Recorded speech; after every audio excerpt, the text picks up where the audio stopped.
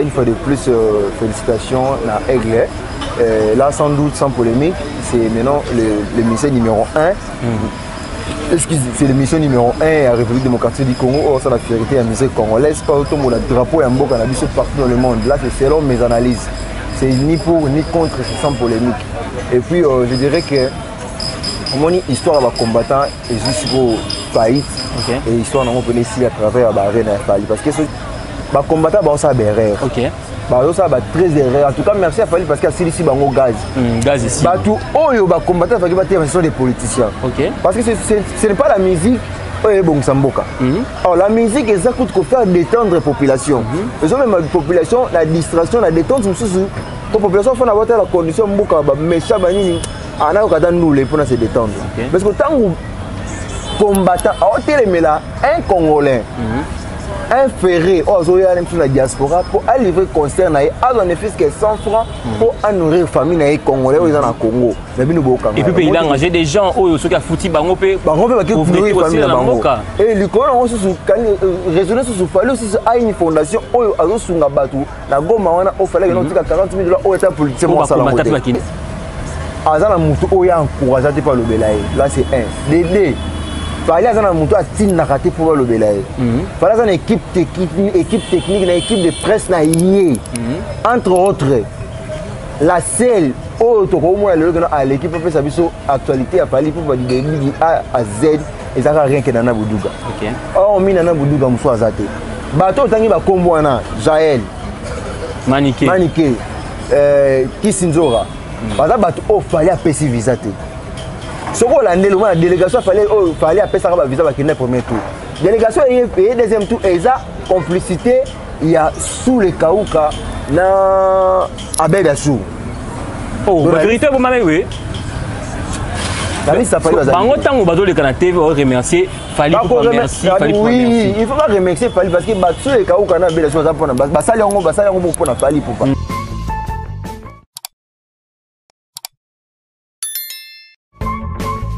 Toujours pour le compte de votre émission que vous aimez énormément, Piste d'opinion, qui est présentée bien sûr par moi, votre humble serviteur Josué Mpunga. Et vous êtes branché sur BTV3 Télévision, une chaîne qui est toujours là pour vous informer, pour vous former et puis pour vous divertir. C'est pourquoi vous avez raison de vous abonner. Abonnez-vous massivement, cliquez sur la cloche de notification et puis partagez nos émissions. Ça sera votre seule manière de nous soutenir. Je dis un grand merci comme ça à celui qu'on appelle Ronsa Makoko, le cantador depuis la France. Dans l'impartialité, je suis toujours là. J'ai fait mon travail au milieu du village comme journaliste. Pierre Elvis Bronzac. Comme vous le savez bien, Fali Ipupa vient de terminer tous ces trois arènes. Tous ces trois arènes en beauté, en succès.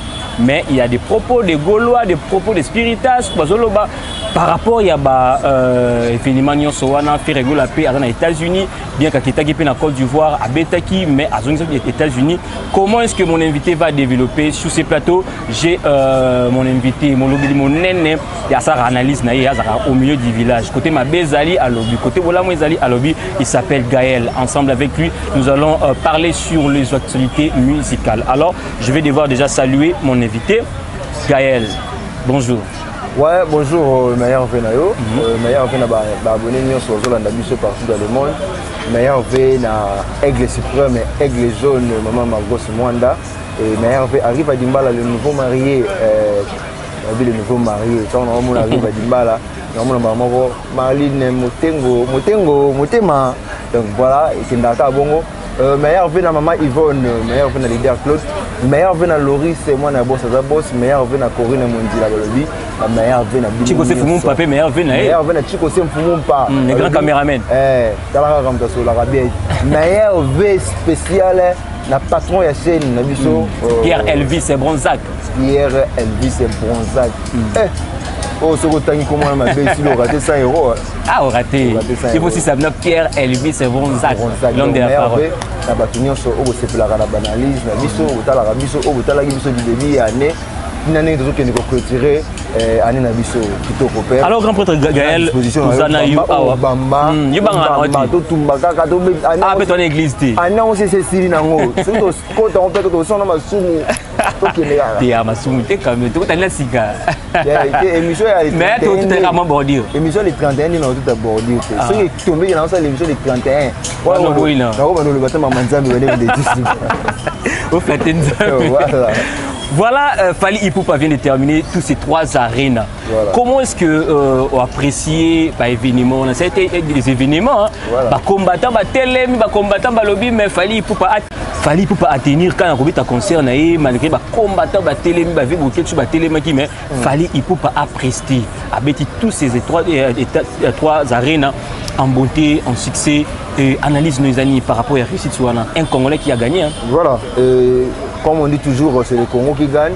En tout cas, une fois de plus, félicitations à Aigle. Là, sans doute, sans polémique, c'est maintenant le mission numéro 1.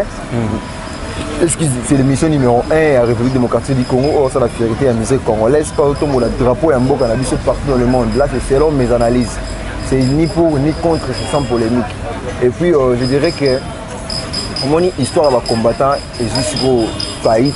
Et l'histoire n'a pas ici à travers la arène Fally. Parce que ce qu'il fallait avec faible, c'est ça qu'il fait par rapport à la grimace à la combattant. On a arène un peu de maté.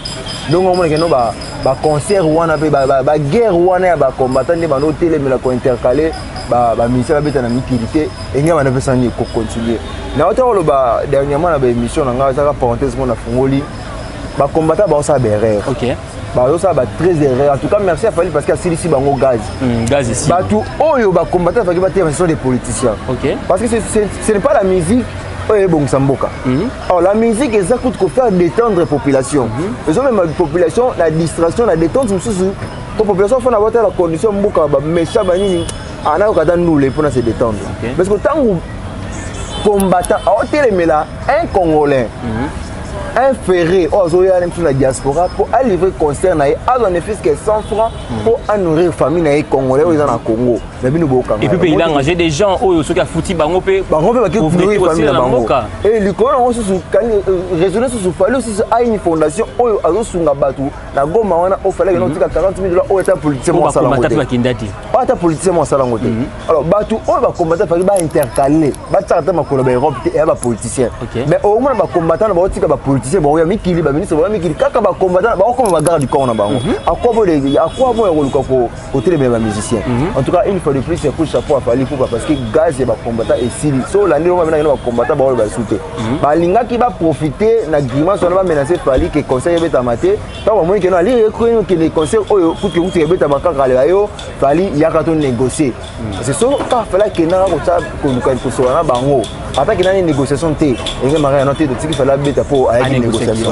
Alors voilà, encore une fois de plus, gloire à Dieu parce que l'on s'est rendu à faire un souka nango, le lot oyo à faire des combattants, des musiciens et Silipena, nous les amis qui les ont dit, les musiciens en tout cas.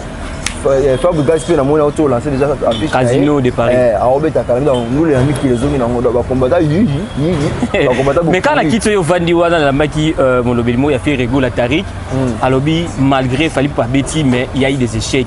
On n'a pas senti les spectacles, on n'a pas senti la foule. Il y avait un spectacle na hauteur il a Fally Ipupa.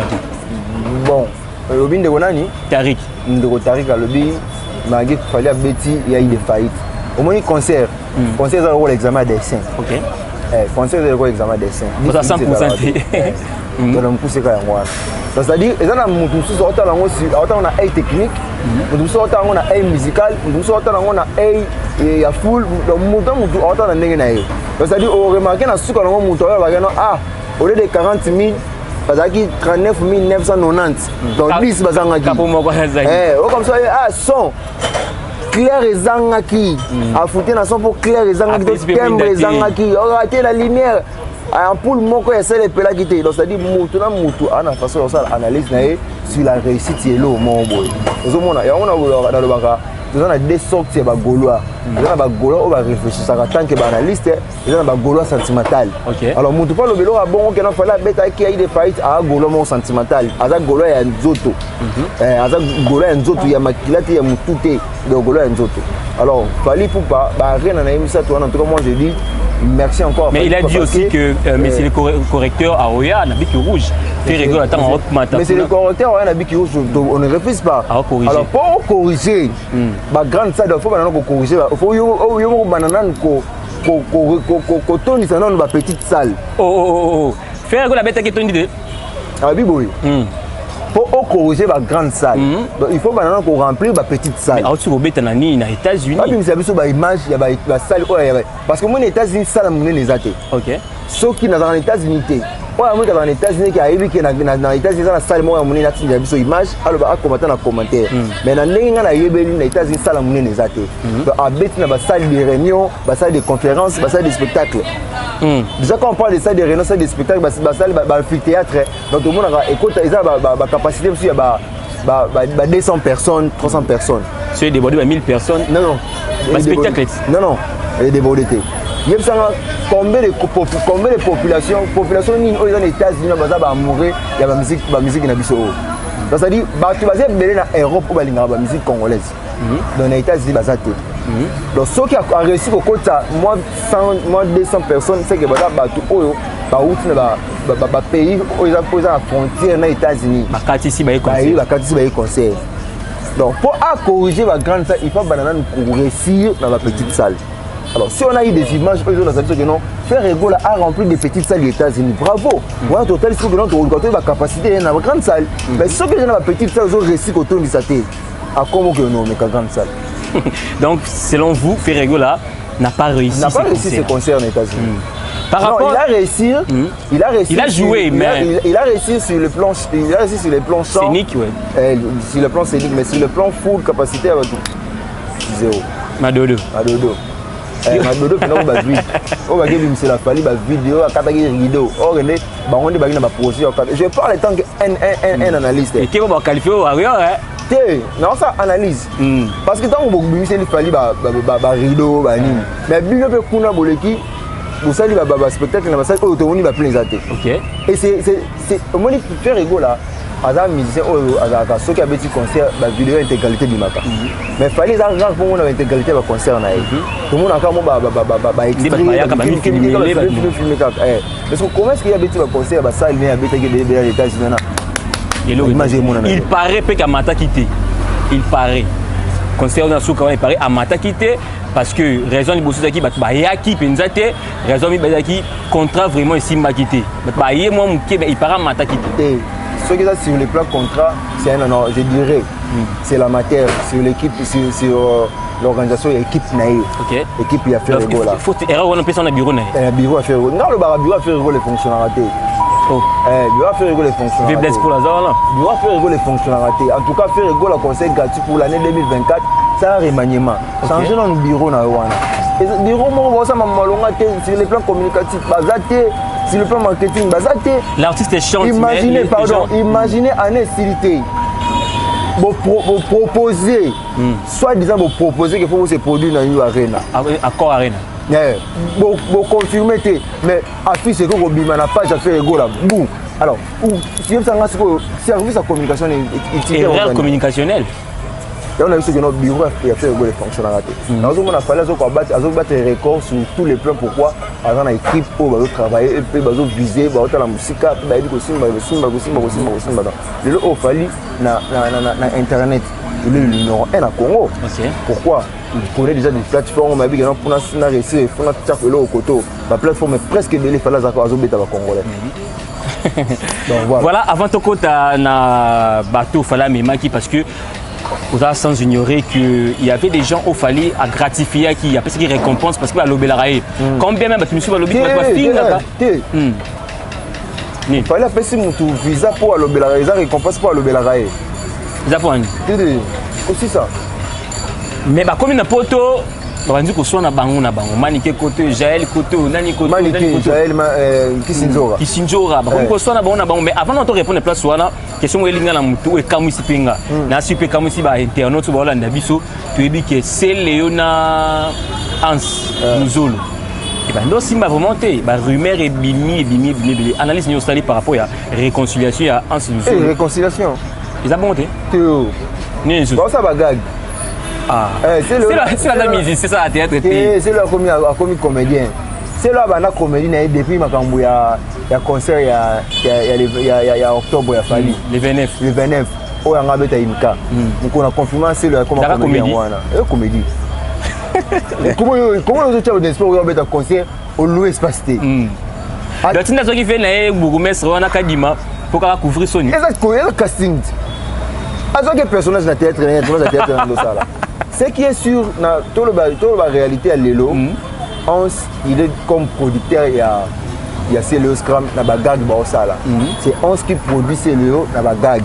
Alors, moni Lelo, on ignore pas que Moutou, quand on a Moutou à Yébana pour vous savoir Oyébana. Entre fait Hans Luzolo, na Scram, na Lego Kangama, Mouninga Poyeba. Pour Scram de Asala Mamé, Bella Moko. C'est le Kangama Hans. C'est le cas comme on a. Il y a un moment où il peut venir au week-end Lelo. C'est quoi tout d'abord dire c'est le scrum avec ma Koimbiko à avant. Ah. Naïbiso. A mis la dynastie. Là, Naïbiso a réassé Léo. Là c'est le assis sa carrière na. Isawat. Na laquelle il est. Na laquelle il est. On a fait une carrière na. Fait une carrière. On a ça continue. Après laquelle il est criminel au c'est le bois que tikala yi mamati Lelo. Peut-être dans un monde dans oui, tu es payé. Bon, tu es déjà écrit. Toye. C'est de la comédie. La comédie. Donc Toye une inspiration il y a parti à concert à l'Evenef. OK. Donc yo biso peut se ni Toye. Ya kini makoma indete. Makoma indete. Parce que faut quand studio banela Oye to Kimi. C'est pour dire que c'est Léo. Aujourd'hui, c'est le cherche à se baser dans la comédie pour avoir en actualité. C'est le musique qui est suscité. Il dit dans le baka, on est mobile, fait na biso ba wera, ba kofi musique est suscité. C'est-à-dire ba yo kanina Hans Luzolo pour ça le ko wana valoriser c'est le c'est. Valoriser c'est le donc ça voilà tout ça qui na ranking mo ba mo ranking on na s'engager na yo et ko isanga. Moi na mai tout ça na c'est tout ça la vidéo moi on peut ça ni etombola ngai. Mais là aussi si aujourd'hui on parle de Céléo, c'est pour Hans Luzolo. Alors je dirais aussi des courage à Hans. C'est pas pour faire égaux là, dans ressusciter qui na dynastie. Non. Déjà, Mamba Ferré, c'est Longaki. À Longaki, Mamba Ferré. Si aujourd'hui on parle de Céléo, c'est pour Hans. Félicitations à Hans, courage à Hans. Petit gâté, continue pour produire Bagag et Céléo Scram. En tout cas, et ça va bien. Oui, vous avez la gag c'est le 70 mission. Il a pas de réalisateur. Au commissaire Nani. Tu n'as pas bloqué. Ah, c'est l'homme qui m'a bloqué. Voilà, on dit alors par rapport il y a bateau il fallait Allemagne na poto. Selon toi, au sein d'analyse ni il fallait Sony déjà il faut rectifier tant le but que non et ça récompense c'est lui à ça na rectifier place sur le but que non fallait appeler si bango récompense pour la ninga le belakaye fallait azana mutu oya encourager par le belaye là c'est un les fallait azana mutu a tin na raté pour le belaye fallait azana équipe technique na équipe de presse na yé entre autres la selle à l'équipe peut faire sa actualité à Paris pour dire A à Z et ça n'a rien que Nana Boudouga. Or, on met Nana Boudouga Moussou Azate. Bateau Tangi va Komboana, Jaël, Maniké, Kisinzora. Par exemple, il fallait appeler si visa. Ce qu'on a la délégation fallait appeler ça visa pour le premier tour. Délégation est payée deuxième tour et ça complicité il y a sous les Kaouka na Abel Assou. Oh, la vérité, vous m'avez oui. Bango tango bazo le Canada TV remercier Fali pour remercier. Oui, il faut pas remercier Fali parce que battu et Kaou Kana bela chose pour na basali yango pour na Fali pour pas. Mais ce n'est pas il suffit qu'il y a benga. Ce n'est pas la volonté de Fali qui a dit que non, Bochelanga Jaël, Bochelanga Kisinzora, Bochelanga Manke non, Fali n'a rien dit. Et ça sur les Kaou Kana bela chose ne ba yo ko réfléchir que par rapport ya makele ndé ya ko yoka makazi par rapport à Nengue Maniké, Bundaka Nenga le Belaka Fali, Fali qui ne sera pas qu'elle sous les Kaou Kana Bela sur la télé. toko sa bende amona maître to sanini to tinda bango yango ba ki deuxième tour siko vu que ba yé ba comprendre vision de bango ba pe na ba 50 ba visa ba 50 ba 3 ans ba peso révélation ba visa wana visa wana un ti sikoyo est-ce que bona foot déjà beaucoup mutumo akimi na poto non te ntoki mazate ya ba visa mon fermé pour la poto so ba poto qui na visa ouvert il faut qui va pour nous voir ngunda au sein de notre nationalité mais on a un visa fermé muto sur nationalité azate muto qui va pe azate oh mon stratégie ya fali popa donc on a récompensé bana mai na e o akolina bango o ba banana na pasi bana mai to mata mikili to mona mikili to vivre mikili pendant 5 ans. Après 5 ans, on a déjà parce que comme on a souffert déjà sur les visa non déjà pour tout fini. Tant que le visa na bango moko ils ont la facilité. Il fallait appeler ce bon là. Bon, c'est que ba maniqué na ba kisinzora, na ba zali so manque ya conscience. Pour comme ils ont ça honte. Il y a sous prétexte ya muto abindu na poto. Par contre, il faut que ça fierté na e. Bo bomba personne, bo bomba qui impolitesse na bino. Bo bomba qui mal éduqué na bino. Bobo qui lesbianisme na bino. Allez bino, je l'ai dit. Il y a ton TV quand même. Na bango misa to tanga kuma na za mwasi. Selon yo mono mo na mwasi. Abibo, utanga Jaël. Mani qui pas mwasi. Il se jouera pas mwasi. Oh. Obo on dem to ti mobile na mwana. Avancez pas. Fali pour le baki on ton sangisa ki bango abi si ki sinjora. Kaba ki tetino nde sala ke o rumela. Yo kete otiki famille et qui mobile na moi na kin c'est il fallait pour reconnaître à maman ce qu'on a les ibé bon quand il fallait pour regarder déjà pas il y en a qui se dora les ibé on ça la honte mais vous le bien TV lo non solo bon ngam na lo bien on te déjà ça bon ba to ba iba bon non ça la ni mutu rappelle que baza les ibé non ça mutu on rappelle te et ça bon donc ba on nyonso baza on se comprend baza ba les ibé so fallait pas bon parce que qui garde ce nom il y a ça bon ça na ba wela ni oyo alobi que non au fou la ba vie wana non bazo wele logo baza ni logo ba wela te eza vena que non o ayemi kili tia leka na télévision ena momi mona mi kili ata la gaya sepera na e tant que noko endenga ki mwasi alinga momi wana o pa yemi kili ana momi ata siko ba kino ba tuteni ba se rendre compte to ba mbanda ba guerre d'esprit ba na parti wana nde ba tuteni ba tuteni ba ngona ba mbanda ba basi ba na basi na mi kili on se crée la guerre froidement au bobino bomo là non et ça pour voir donc on se toka ki wana que non mani kezo pekise pourquoi cité comme va vie wana au fula ba pour na nini ba aventure wana oyebi on va pesa ba mbongo au pekoto aye koto ba clash bandi donc wana ila na forme ba pesi biso mais na fond ça bon te donc aux équipe soudée to yé to défendre le monde nous avons la même morale comment yo ko le monde ça or to yokanaki est-ce qu'il y a un sens OK déjà quand tu as un média tu as été sur la boîte ça pas toi venir sur la rate tu dois le laisser boy comment y est to ça biso misatu yo ko ko le kamo biso ça contre yango OK donc c'est que tu as la même morale que a loko la yango mo dia na to créer quand tout biso ka bongo et que kana ninga otinga ma ça bongo te siko moko na bango oyo azaki parmi ba warrior batu ba lobi la fali ipupa to yiba banda banda kala ken piana na kati ken piana fali pupa memaye accord arena mais na visa apesi oyo ken piana écoute ida na poto mais to yebi ke ken piana sali musala pembeni fali pupa mais lelo o ken piana azali susute pembeni fali pupa azali susu na kati ba warrior ti qu'est-ce qui s'est passé et puis comment est-ce que tu fais cette analyse? Bon c'est une bonne décision au moni bonne décision c'est une bonne décision c'est pas une trahison non c'est une bonne décision oyo ken piana zui a kende c'est une bonne décision parce que si c'était une mauvaise décision alinga kende te être victime eza industrie moko te no oyo so continue circuit wana ozaka obligé faut couper wana donc ndenge oyo okota nde bayambi yo nde bitango ngo bande ba otiko bima na yo OK c'est entrée libre et sortie libre l'équipe d'accompagnement quand même accompagner qui est accompagner qui t'a incessile OK sous-entend que c'est long qui quel piana na liste au basala qui lokola yé kuta na poto il fallait qu'il va me mêler moi aussi on sous c'est long est-ce que équipe d'accompagnement tant yo yé oyo ko sa dossier a yo na famille mobile oya yo moko lo ba yo moko bon comment yo za lokola na poto bon lokola za la poto na même moi si na est-ce que ya benga qui fallait que non prise lokola nga za koto est-ce que boy za te so na za yo ngota na liste o tina ngata madame. Est-ce que qu'est-ce qui confirme que ce qui peut réellement écouter qui a kin en analyste, qu'est-ce qui confirme? Mais tout c'est est-ce que wana réponse est ça raté. Réponse est ça que lui-même a démenti que non, à Roko Tindate qui va bimilaye na poto parce que il a toutes ses capacités à remettre. Ah la capacité ni. Ah mukanda non. Film na film être entreprise na. Ah capacité ni. Wa kinda Belgique ndé. O ya zana zana mukanda. Akina Belgique ndé. Quel est le malembe? Capacité ni keni bana non. Afuta abatus. Oh.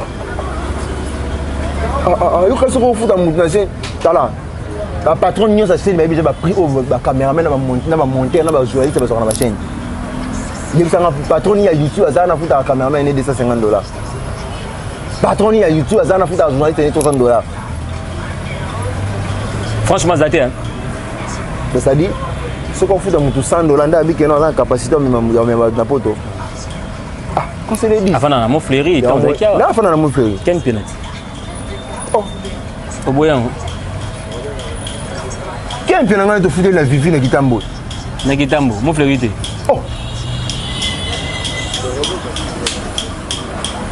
Tu n'es venu vivre wana. Tu n'es. Au pendant naï. Tu fous des gens qui viennent venir vivre dans Kitambo. Quel ben on ça émission na terrasse pour besoin étage boy. So on les calcola pour ma kelele au monde en wana. Tu fous des gens qui viennent venir vivre. Mon frère moi neni, depuis neni. Il y a lobby, le pont na mo ferry. Le pont nani? Le kata wa quadre na munene. Le pont nani na mo ferry. Quel piano? Fouté là. Le pont maïmoko. Laissons les villageois dans leur coin. Oh, un villageois il doit toujours rester un villageois. Un villageois a comme un Kinoité. Qui est villageois? Tu es de quelle origine? Je suis villageois, point barre. Tu es de quelle origine? Non, originaire des villages, mais Kinois. Non. Originaire du village. Laissons les villageois dans leur coin. Donc il n'avait pas ces capacités-là, il y a na kin à même na poste. Parce qu'il a parlé de ça, hein. Il a démenti que non. On a capacité à nater, qu'on se le dise. Mouton a la capacité à même na poto, et là peut-être mouton a nationalité, avec son invitation, mouton a une aoya. Mais quel fait la yémo on a candidat, sur capacité ni on a un autre mouton à poto. Bon bando tout nos nationalités va les capables qui bien sur la longue pour nani. Pour la mamba salaire. Tant que vous faites que non, capable, il paye les travailleurs. Quel travailleur? Quel travailleur? Mais c'est comme si pays déjà. Quand on filme, c'est une entreprise. Oui, je n'en disconviens pas. Dès que tu as la basse sur YouTube, ceux qui vont retirer monétisation, est-ce que vous avez des films a connu des infractions. Il y a eu des moments où on va retirer la monétisation. À part YouTube, a fonctionné à WAP. À nos fonctionnaires ex-victimes, à nos fous de répéter. Il n'avait pas un contrat, un document officiel dans la F-victime que non, qu'elle a signé comme porte-parole ou comme attaché de presse officielle de la F-victime. Parce qu'on peut en zolo bâti, le quoi nous foutez tout, c'est qu'il y a nos la volonté mais il y a la monnaie des singes. La monnaie des singes, est-ce qu'on peut pas faire des tirer les lots. Tirer bongo. Bongo bien. Tirer bongo. Tu as deux sortes de warriors. Tu as un warrior sage, tu as un warrior et un zoto. Donc on a deux sortes de gaulois, et sage, gaulois et zoto. Bateau va traiter bon, pourquoi va traiter bon. Il y a certaines choses où warrior va lui belé qui a quelqu'un au fait biso doit ignorant parce que biso de fan la cam en musique biso doit ba réalisme to mélange ça. Un moment il faut que la théâtre, un moment il faut que la musique donc un moment il faut que la politique, la politique n'est même ça plus ça ba sauf que la politique ba on coupe pas. Désolé belé. Non, même ça ba sauf que la politique il y a coufi. Il y a on a besoin même comme simba politique. Alors, votre dernier mot par rapport à l'actualité où il fallait pas faire rigoler. Mais c'est comme si, je ne confirme pas, Christian Bossémé, président à CESAC, a interpellé qui fait rigoler par rapport à l'inspiration dans une émission en Côte d'Ivoire, si c'était réel, vraiment c'est vrai. Comment tu analyses cela? Est-ce que Christian Bossémé a raison, il y a interpellé, fait rigoler? Non, c'est du bassesse. Si seulement c'est du bassesse. Parce que Christian Bossémé, Ferregola n'est pas un journaliste. Donc, parce qu'il y a ça improvisation. Ferregola n'est pas un journaliste. Ok. Donc, tu as vu que Christian Bossémé, s'il faut atteler la propos, il faut y aller. Ferregola, c'est un grand musicien. Au poste à faire la musique dans le lycée. Comme on fait un scène, on peut bouger. babeti mpe lomo expérience ezangi osali na okimi na wapi afuma de eza oyeli na mutu na minute wana eyo ezalaki te. Donc selon pour toi tant oyokaki yango opeseka raison eza bêtise te? Eza bêtise te mafuma dendo bona yebi te oyo toliaki ezala mafuni madendo mtu frère alobi yango ndambo mafuma dendo nani ayebi te keno biso eskize nga bêtise te soki nabeka na français lebonga bondima lokola lingala nani ayebi te oyo toliaki ezalaka mafuni madendo toyebi déjà mafuni madendo. Donc il manque d'inspiration. Manque d'inspiration et là moi il a brusque moi ils ont une gamme qui est instrumental alors c'est que les gens peuvent retenir par rapport à ce qu'on a parlé ici Isaac qui n'avait pas fini de remercier Fally Ipupa et de mettre un point sur concert ça s'est produit en Europe donc coup de chapeau à lui c'est quelqu'un à féliciter parce que na année mon corps sur le pays qui a événement misatu ou clôturé année parce qu'après l'accord il y a eu des grands qui se sont produits dans des grandes salles vers les années Nino les cana kufa pe accepter bango sila bazo ko rappeler ko yemba te musique sila ba comme bango ba producteur pe ba lingi mais bazo forcer ka ba musique bazo ko ba copier le mide bazo ko ba wera son bazo ko la ba jule piana donc barka plein en Kambelanga